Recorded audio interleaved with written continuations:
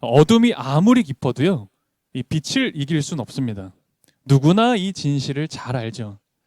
그런데 어리석은 우리 인간들은 때로는 눈 가리고 아웅하듯 살아갈 때도 있습니다. 왜냐하면 내가 틀렸다는 것, 나에게도 어둠이 있다라는 걸 인정하는 게 참 어렵거든요. 그러다 보니까 이 고집을 피우며 살아가는 거죠. 모두가 병들었지만 아무도 아프지 않았다. 그 시인의 그 탐복을 제가 자주 말씀드립니다. 겉으로 볼 땐 멀쩡해 보이거든요. 그런데 많은 사람들이 이 내면이 빈궁한 채 병들어서 살아갑니다. 어쩌면 저도 그럴지도 모르겠어요. 이런 제가 감히 진단을 해본다면 그건 참 빛이신 예수님을 외면하고 살아가기 때문입니다. 사랑이 메마른 까닭이죠. 그래서 많은 사람들이요, 가공되어진 인공 불빛을 바라보며 그것을 쫓으며 살아가려고 합니다. 겨울입니다. 그래서 좀 해가 빨리 지죠. 요즘은 5시만 돼도 좀 어스름해지는 게 느껴집니다. 그러다 보니 더 눈에 띄는 게요, 거리의 불빛들이더라고요. 이제 12월이 되면 또 성탄절이 있다 보니까 거리에 또 많은 건물에 이 불빛들이 많이 보입니다. 쇼핑몰 같은 데 가면 대형 트리도 볼 수 있습니다. 올해도 어김없이 그 명동 신세계 본점은요, 어마어마한 그 전광판의 크기로 성탄절을 준비하고 있더라고요. 보셨어요? 네, 보셨을 겁니다. 또 저희 집 근처에는 잠실이 좀 가까운 편이라서 잠실 롯데월드 몰이라고 있습니다. 우리나라에서 제일 높다고 하는 그 건물인데요. 거기는 어떻게 꾸미냐면 그 123층 건물 전체가 트리입니다. 네, 화려하겠죠. 그렇게 거리 곳곳에 화려한 조명들을 보게 됩니다. 그런데 이런 조명들, 인공적으로 만들어진 불빛들을 보게 되면 이게 사람 마음이 좀 간지러울 때가 있어요. 좀 설레이는 마음을 부추기게 하기도 하고요. 또 그 불빛들 보고 있으면 뭔가 특별한 경험을 하는 것처럼 느껴질 때도 있습니다. 조명은 어두움이 만들어낸 제약들을 너무나 잘 상쇄시켜 줍니다. 아무리 어두워도 스위치 하나만 켜면 밝게 무엇이든 할 수 있게 되잖아요. 정말 큰 장점이지만 또한 단점이 되기도 합니다. 밤은 어두워요. 그래서 사실 모두가 좋아하진 않는 것 같습니다. 하지만 밤은 아늑하고 고요해서 우리들에게 휴식을 주죠. 우리 인간은 쉬도록 하나님이 창조하셨습니다. 그런데 우리 인간들은 그걸 역행하고 싶어 하죠. 밤의 상실, 그런 소비 문명 속에 여러분과 제가 잊고 살아가는 게 있다는 것 알아야 할 겁니다. 헝가리라는 어떤 나라의 그 문학 평론가가 쓴 아주 유명한 책 한 권이 있습니다. 이 사람은 게오르그 루카치라는 사람인데요. 이 사람이 한 말이 꽤 유명해서 아마 여러분들도 종종 들어본 경험이 있으실 겁니다. 이 루카치가 이런 얘기를 합니다. 앞에 띄어져 있는데요. 제가 읽어드릴게요. 별이 빛나는 창공을 보고 길을 가던 시절, 길의 지도를 읽을 수 있던 시대는 얼마나 행복했던가. 그리고 별빛이 그 길을 훤히 밝혀주던 시대는 얼마나 행복했던가. 요즘은 별을 보고 길을 찾아가지 않습니다. 그런 시대 아니잖아요. 누가 그렇게 길을 찾겠습니까? 다 스마트폰 찾아가죠. 요즘은 이런 시대 아니라는 것 저도 잘 압니다. 그래서 그렇게 느껴질 때가 있어요. 하늘에 별이 있다는 것조차도 우리가 다 잊어버리고 망각하고 살아가는 건 아닐까. 인공 조명들이 공해가 될 때가 있습니다. 그래서 빛 광자를 써서 그걸 광공해라고 부르더라고요. 인간에 의해 발생된 과잉 또는 필요 이상의 빛에 의한 공해다라고 말합니다. 이 광공해는 우리 이 인간들의 건강에도 악영향을 미치고요. 또 환경을 파괴하기도 하고 생태계를 교란시키기도 합니다. 디컨슈머라는 어떤 책을 보니까 이렇게 얘기를 하더라고요. 많은 생명체들이 자신의 안전을 위해서 어둠을 의지해서 산대요. 사실 인간도 포함이 된다라는 생각이 들더라고요. 특별히 그 책에는요, 쇳덩구리 이야기가 나왔어요. 우리가 쇳덩구리 보기 어렵잖아요. 그 책을 통해서 저도 그제서야 알았는데 쇳덩굴이라는 이 곤충은요, 밤에 떠 있는 은하수 별을 보고 갈 길을 찾아간다라고 하더라고요. 저도 처음 알았어요. 곳곳에서 화려한 불빛들이 있다 보니까 쇳덩굴이뿐만 아니라 우리들도 밤하늘 보기가 어렵습니다. 보아도 별이 보이지가 않잖아요. 쇳덩굴 입장에서 한번 생각해 보면요, 너무나 치명적인 일 아닙니까? 왜냐하면 다른 불빛 때문에 자신이 가야 할 길을 찾지 못하니까 말이에요. 이제 길을 잃어버리는 사람은 없을 겁니다. 왜냐하면 우리 모두가 다 스마트폰을 가지고 있고요, 어느 곳을 가든 이정표를 찾을 수가 있기 때문이죠. 은유적인 이야기일 수 있겠지만 저는 그런 생각이 들었어요. 어쩌면 우리는 우주에서 길을 잃고 헤매고 있는 건 아닐까? 우리 주변에 많은 불빛들이 있긴 하지만 우리 역시도 갈 길을 그래서 찾지 못하는 게 아닐까라는 생각 말이에요. 인공 불빛들 때문에 정신을 못 차리고 매번 각성돼 있는 상태로 불안해하고 초조해하는, 그래서 허청거리고 있는 것이 어쩌면 우리의 실존일지 모르겠습니다. 그래서 참빛으로 오시는 예수님을 기다리는 이 대림절, 이 기간이 저는 더 특별하다고 생각이 들고요, 너무나 소중한 시간들이다라는 생각을 해봅니다.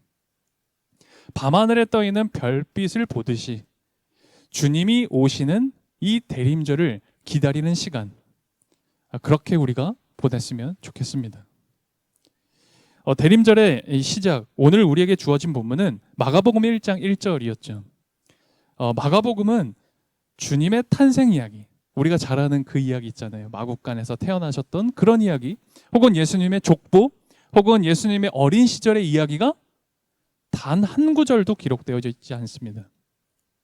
마가복음 1장은요, 바로 본론으로 치닫습니다. 왜 우리가 영화관을 가면요, 그 영화 예고편이나 이 광고들을 좀 보여줍니다.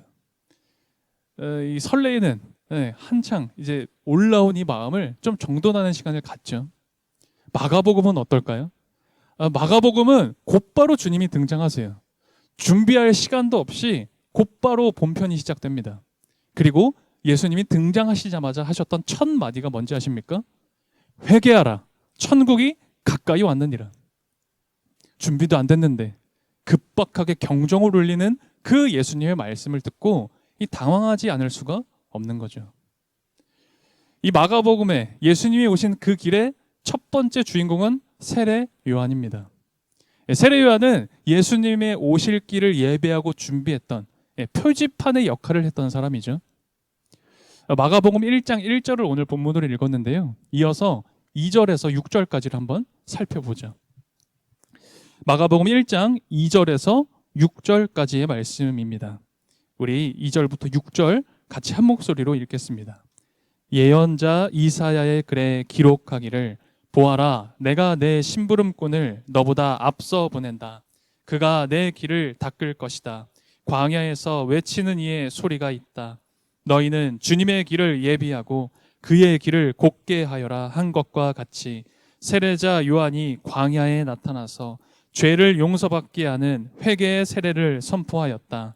그래서 온 유대 지방 사람들과 온 예루살렘 주민들이 그에게로 나아가서 자기들의 죄를 고백하며 요단강에서 그에게 세례를 받았다.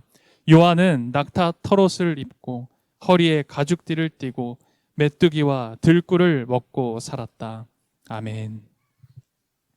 성경에 등장하는 이 세례 요한은 자기 분수를 아는 사람이었습니다. 이 도에 지나침이 전혀 없었죠. 사람들이 나를 따른다라고 해서 내가 대단한 사람이라고 그렇게 과신하지도 않았고요, 또 사람들 위에 군림하려고 하지 않았습니다.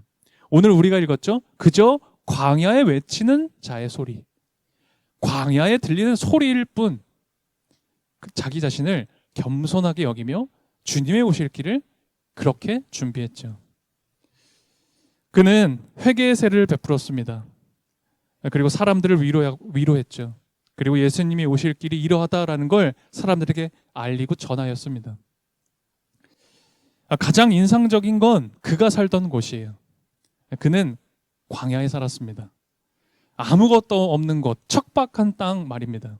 그곳에서 메뚜기와 들꿀을 먹으면서 연명했습니다. 그는 낙타 털옷을 입었다고 나와 있죠.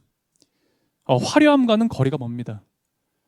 만일 우리들이 이 세례 요한을 봤다면 기괴했을 것 같아요. 후줄근했을 것 같습니다. 그럼에도 세례 요한은 어떻습니까? 당당합니다. 세례 요한은 너무나 당당합니다. 자기의 사명을 아는 사람은 그토록 견고한 것이죠. 하나님의 아들 예수 그리스도의 복음의 시작은 이러하다. 이 마가복음 1장 1절에 나오는 하나님의 아들, 그리스도, 복음, 이 단어들이 우리에게 굉장히 친숙하죠. 굉장히 익숙한 단어예요. 우리도 예수님을 하나님의 아들이라고, 그리스도라고 고백합니다. 우리 입에도, 우리 귀에도 아주 익숙해져 있습니다. 이렇게 고도화되고 도식화된 아주 너무나 익숙한, 친숙한 마음으로 성경을 읽을 때면 그게 좋을 때도 있겠지만 사실 크게 감흥이 없어요. 너무 가까워서 맹점이 생긴 거죠. 오히려 너무 잘 안다고 생각하니까 맹점이 생기고, 그리고 그것들이 나에게 다가오거나 들어오질 않는 거예요. 실제로 이 말씀의 더 깊은 맛을 우리가 맛보지 못하는 겁니다. 그래서 때로는 우리가 한 발자국 물러서서 아주 낯선 시선을 가지고 이 말씀을 볼 필요가 있습니다. 하나님의 아들, 그리스도, 복음. 사실 이 단어들이 우리에게는 익숙한데요. 이 당시 마가복음이 처음 쓰여졌던 이 당시를 생각해 본다면 하나님의 아들, 그리스도, 복음이라는 단어는 꽤나 격렬한 단어입니다. 아니, 아주 역동적이고 혁명적인 단어죠. 이 특별히 하나님의 아들이나 그리스도라는 단어는요, 이 당시에는 딱 한 명에게만 쓸 수 있는 말이었습니다. 그게 누군지 아시겠어요? 로마의 황제. 오직 로마의 황제만이 하나님의 아들이고 그리스도였습니다. 그리스도, 메시아라는 뜻이죠. 이 당시는요, 실제로 로마 황제는 신의 아들이라고 호칭했습니다. 신의 아들로 추앙을 받았던 거죠. 혹시 누군가가 내가 하나님의 아들이다, 내가 신의 아들이다, 내가 그리스도다, 메시아다라고 사칭한다면 큰일 나는 겁니다. 로마 황제에게 로마에 항거하고 반역한다라는 그 의미로 그 죄를 뒤집어 쓰고 아주 처참하게 사형을 당했죠. 당시 그래서 하나님의 아들이나 혹은 그리스도 메시아라는 표현은 쓰지 못하는 법정 용어였습니다. 쓰면 안 되는 용어예요. 그럼 복음이라는 단어는 어떨까요? 복음. 복음은요, 새로운 황제가 태어났을 때만 쓰는 단어입니다. 굿뉴스, 복음이라고 하잖아요. 그게 복음입니다. 새로운 황제가 태어났다. 황제 2세가 태어나면 그게 복음이었습니다. 또 어떻게 쓰였냐면 로마가 다른 나라를 침략하잖아요. 그래서 그 나라를 황폐화시키고 그리고 승리했을 때 그때의 복음이라는 단어를 썼습니다. 그러니까 복음이라는 건 당시엔 그렇게 쓰였던 거예요. 하나님의 아들, 그리스도, 복음. 지금 우리들이 이 시대에 사용하는 뉘앙스와는 많이 다르죠. 로마는 다른 나라를 침략했듯 이 고결한 단어도 그렇게 침공하고 유린했던 겁니다. 그런데 이 마가라는 사람은요, 마가 복음을 쓰면서 아주 당돌하게, 아주 결연하게 이야기합니다. 하나님의 아들, 그리스도, 복음에 대해서 말이죠.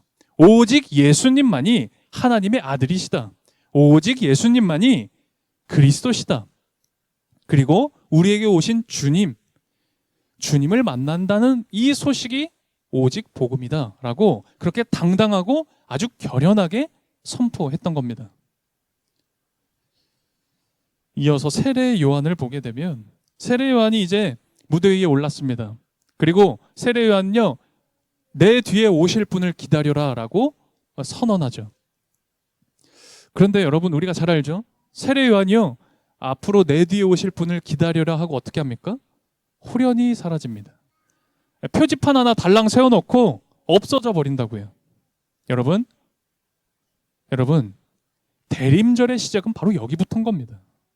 세례 요한의 목소리를 듣고 주님을 기다리는 것. 여러분, 그것이 대림절 여러분과 제가 준비해야 되는 일이라고요. 주님을 기다린다라는 건 요즘 기다림이 참 어려운 시대잖아요. 잠시도 기다리지 못하는 이 시대에 주님을 기다린다라는 게 뭘까? 제가 생각을 좀 해봤습니다. 오늘 마가복음 1장을 보니까요, 세례 요한 이야기가 이렇게 나오는데요. 저는 그래서 주님을 기다린다는 게 광야살이 같다라는 생각을 해봤어요. 광야살이. 척박한 땅에서 살아남는다는 거, 생존한다는 거 굉장히 어려운 일일 겁니다. 여러분, 일기를 예측할 수 없어요. 눈이 오면 다 맞아야 됩니다. 비가 오면 비도 맞아야 되는 거죠. 먹을거리, 쉴 곳이 마땅치가 않습니다. 들짐승들도 있었을 거고요. 그래서 그런 위험에 고스란히 노출이 되어서 살아갔을 겁니다. 그러니까 이 광야살이라는 것, 그건 위협, 그대로 내가 다 노출되어서 내가 이렇게 무력하구나라는 걸 처절하게 깨닫는 것, 그게 광야살이거든요. 그런데 저는 그것이 대림절에 여러분과 제가 품어야 하는 마음이라는 걸 깨달았습니다. 기독교는 스스로의 힘으로 구원을 쟁취할 수 있는 것이 아니다. 구원은 내 힘으로 얻는 것이 아니다라는 이야기를 합니다. 구원은 하나님께서 우리에게 주시는 은혜이죠. 그래서 우리는 그 구원을 기다리는 겁니다. 우리 삶이 그래요. 우리 생활이 그렇습니다. 거창하게 구원 얘기하지 않아도 됩니다. 우리가 살아가다 보면 내 뜻대로 되지 않는 게 얼마나 많은지 그저 무릎 꿇고 기도하면서 하나님께서 도와주시길, 그 도우심을 기다릴 수밖에 없을 때가 너무나 많죠. 그래서 사도 바울은 이렇게 고백하기도 했던 겁니다. 로마서 말씀을 좀 같이 보려고 하는데요. 앞에 화면으로 좀 띄워드릴게요. 로마서 7장 말씀을 같이 읽어보겠습니다. 22절에서 25절까지 우리 이 말씀도 같이 한 목소리로 읽어보겠습니다. 나는 속사람으로는 하나님의 법을 즐거워하나